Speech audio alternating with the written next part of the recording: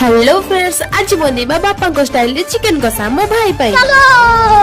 Chicken देबार दायित्व केवल मो भाई की मु देछि। आ पियाज काटिले मो आखि आ मो नाकरु खाली गंगा जमुना खाली बोही जिवो, सेइथ लागि पियाज काटा दायित्व भी मो भाई की देछि। तापरे चिकन रे हळदी गुंड, लूण, पियाज, तेल ए सब देई ताको भलो भाबरे मिश्रण कर दियो। तापरे चुली रे कड़ाई बसेलु, आ कड़ाई गरम होला परे तेल देलु, तेल गरम होला परे आमे चीनी देलु।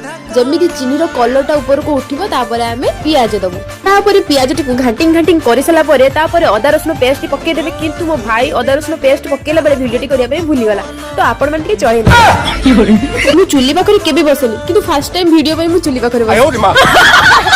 तापरे सेथरे टिके पानी दे देबे, तापरे हळदी गुंड, लंका गुंड, लूण ए सब को देई देई ताकू टिके पुणी थरे घांटिंग कर दे। मसला टी रेडी हे साला परे चिकन ढाल दबा, आ चिकन ढालिबा परे पुणी थरे ताकू घांटिंग कर देबे। एमिति घांटिंग करले सिना चिकन टा टेस्ट हबो। तापरे अमृतभंडा आ किछ आलू दे दबा, तापरे पुणी ताकू घांटिंग करिया को पड़िबो। एमिति घांटिंग करले सिना भलो। एमिति घांटिंग करू प्लीज मो चैनल को लाइक शेयर सब्सक्राइब कर देबे।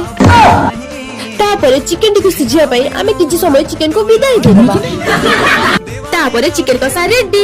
एबे मो डेंगू भाई की गरम परस दबा। हरे केमती हिची